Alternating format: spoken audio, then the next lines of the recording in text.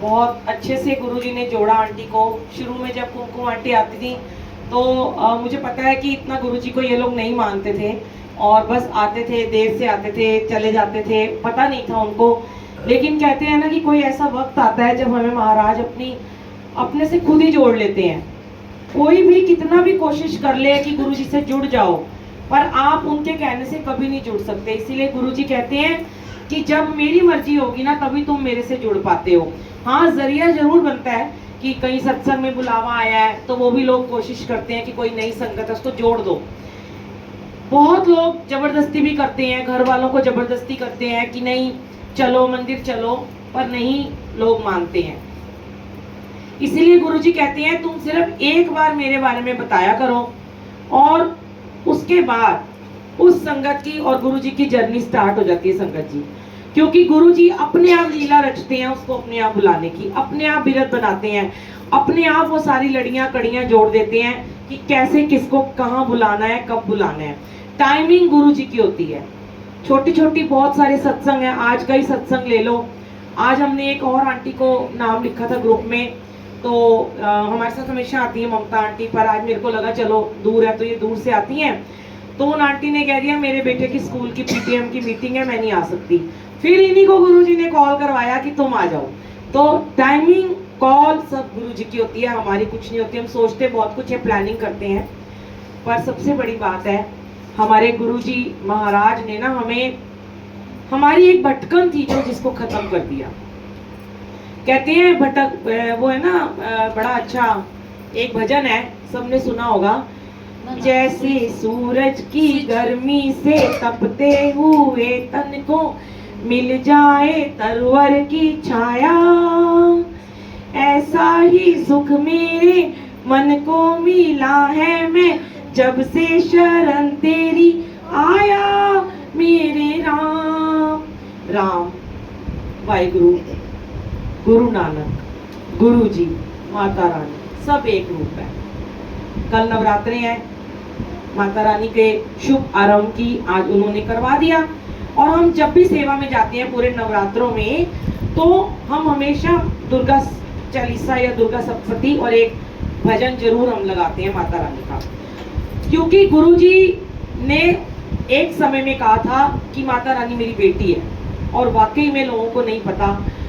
बहुत बड़ी ये बात है कि गुरुजी खुद माता रानी को बहुत प्यार करते हैं। उन्होंने कभी मना नहीं किया, उन्होंने ये जरूर कहा व्रत मत रखो।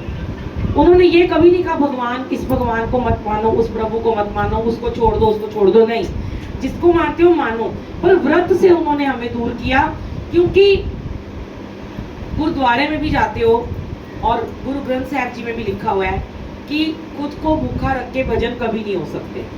पर चली आ रही है प्रथाएं कि सुबह से रात तक हम अपने आप को, बहुत मैंने दुनिया में देखे हैं ऐसे लोग थे जो व्रत रखते थे, जो शायद जन्माष्टमी का व्रत होता है जो पानी नहीं पीते हैं, और भी शिवरात्रि का भी रखते हैं, बीमार हो जाते थे, हॉस्पिटल में जाते थे, पर जब वो गुरुजी से जुड़े ना तो एकदम से उन्होंने जब देखा कि व्रत नहीं रखने को कहते हैं, वहाँ उनको लंगर खाने को मिला तो उन्होंने व्रत रखना बंद कर दिया। और आप बिलीव नहीं करोगे कि जिनके काम रुके हुए थे ना इतने इतने सालों से, जो उधेड़बुन में थे, पशुपेश में थे, इफन बट में डामाडोल उनकी कश्ती हो रही थी और उनके काम नहीं बन रहे थे, पर जब उन्होंने गुरुजी का कहना माना, मन से प्रभु को माना, मन से उनका व्रत कर लिया, उसका क्या फायदा जब हम ऊपर से तो व्रत कर लेते हैं और अंदर हमारे द्वेष चलता रहता है, जलन, जेलसी, ईर्ष्या, प्रतिस्पर्धा, निंदा चुगली, सबसे बड़ी बीमारी निंदा चुगली। क्या मुझे कोई बता सकता है कि कोई व्रत रखता हो 9 दिन के और वो एक भी निंदा चुगली ना करता हो? ऐसा कोई जीव इस दुनिया में नहीं। और किसी की ना करे, वो कह दे मैं कसमें खा लेता हूँ कि मैं निंदा चुगली नहीं करूंगा, ना पति करूंगा, ना सास की करूंगी मैं, ना पड़ोसन की करूंगी, ना सहेली करूंगी। सबसे बड़ी निंदा चुगली वो अपनी काम करने वाली घर की मेड की करते हैं। जरा सा उसने आपको कुछ बोल दिया, फटाफट फोन करके अपनी सहेलियों को बताते हैं मेरी मेड तो ऐसी, मेरा ड्राइवर तो ऐसा, मेरी मेड ऐसी। वो भी निंदा चुगली नहीं करना। या तो छोड़ दो निंदा चुगली करनी, बिल्कुल बिल्कुल पवित्र हो जाओ, अपने आप को दैवीय शक्ति से भरपूर कर लो, देवता बन जाओ। देवता कोई नहीं आज की देवता भी अप्सराओं को देख के इधर उधर हो जाते थे, तो हमारी क्या बिसात है ना। तो इसलिए अगर ये नहीं छोड़ सकते तो व्रत छोड़ दो।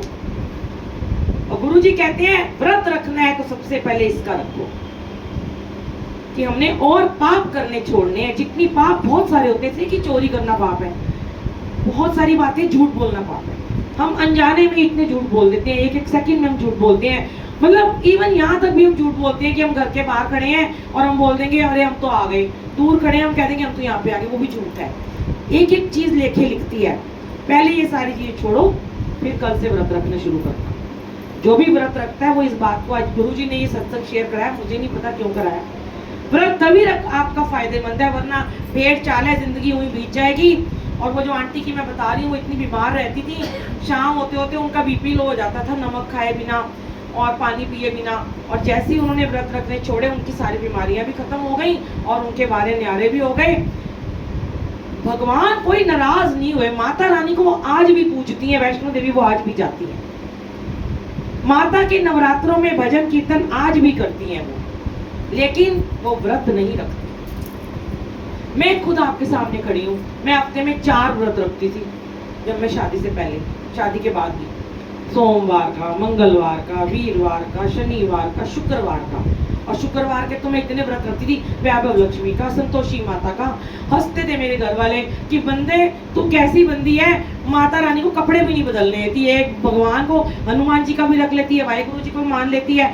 बंगला साहब जाती थी, फिर हनुमान मंदिर भागती थी, फिर बिरला मंदिर भागती थी, फिर झंडे वाले, सारा दिन यही करती रहती थी। भटकन, इतनी भटकन थी, मैं आपको क्या बताऊं। जब तक मैं भटकती रही तब तक मैं बहुत अशांत रही, मैं बहुत बीमार रही, मैं बहुत डिप्रेशन में रही, मैं बहुत नेगेटिव रही, मेरे शरीर में हजारों लाखों बीमारियां रही। और जब मेरी भटकन समाप्त हो गई, जब मुझे एक लड़ मिल गया कि नहीं, गुरु बिना ज्ञान नहीं। पर मेरे को जब गुरुजी ने ये समझाया कि निस्वार्थ होकर सेवा करो, निष्काम तरीके से अपना हर काम करो, अच्छे कर्म करो, किसी को दुख ना दो, सबको प्रेम करो, सबको परमात्मा से जोड़ो, अध्यात्म की ओर लेके जाओ, और मैं तुम्हें तब ब्लेस करूंगा। सच का साथ दो, हमेशा झूठ नहीं बोलना। बहुत निंदा चुगली करती थी मैं, आपको सच बताऊं, मैं अपने गुनाह खुद कबूल करती हूँ। मेरे मालिक ने, मेरे गुरुजी ने मुझे धो धो के रगड़ रगड़ के ठीक किया। इतनी खुरचन थी, इतनी खुरचन थी कि मैं आपको क्या बताऊं।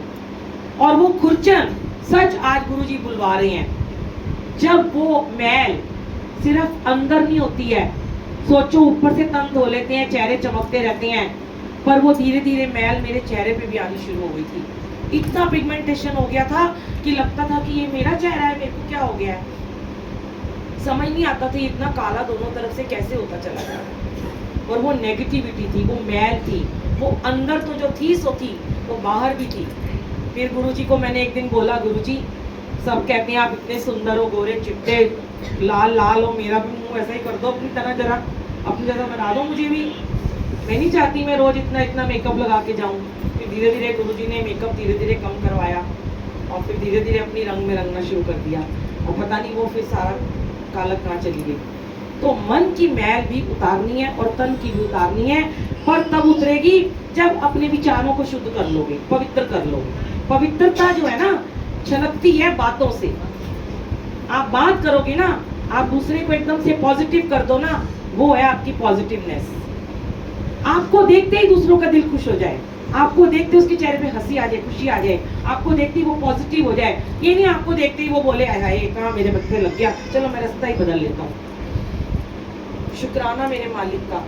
सच में जब हम कहीं जाते हैं तो जब दुनिया कहती है प्यार करते, गले से लगाते हैं, बहुत अच्छा लगता है कि गुरुजी हम आपकी संगत बन रहे हैं। अगर आपको अपनी संगत बनना है तो गुरुजी के वचनों पे चलो, गुरुजी के बहाने में रहो, उनकी रजा में राजी रहो। और गुरुजी कहते हैं बहुत ज़्यादा इफ एंड बट मत करा करो, बहुत इधर की उधर भी मत किया करो, हर वक्त गॉसिप भी मत किया करो। अभी थोड़े दिन पहले गुरुजी का एक मैसेज था कि मैं क्यों नहीं तुम्हें ब्लेस करता, तुम पूरे दिन में सत्संग में भी जाते हो, कहते हो मैं तो रोज सत्संग में जाती हूँ, और मैं रोज बड़े मंदिर जाती हूँ, मैं बड़े मंदिर का सेवादार हूँ, मैं रोज सेवा करता हूँ सत्संग में जाके, पर तुम्हारी जो गुफ्तगू है, तुम्हारी जो गॉसिप है ना, वो खत्म नहीं होती है। तुम अपना सारा किया कराया गॉसिप करके खत्म कर देते हो। गॉसिप में भी क्या करते हो, फालतू बातें करते हो। तेरी नूह ने की बनाया है, वो कहती मेरी नूह को चंगा खाना नहीं बनाना आता, दूसरी कहती वो तो जॉब से आती है, मुझे ही बनाना पड़ता है। ये गॉसिप है। सच कह रही हूँ, दिल हल्का करते हो। ये दिल इनके आगे हल्का कर लो अपना, कभी दिल भारी नहीं होगा। जय गुरु जी।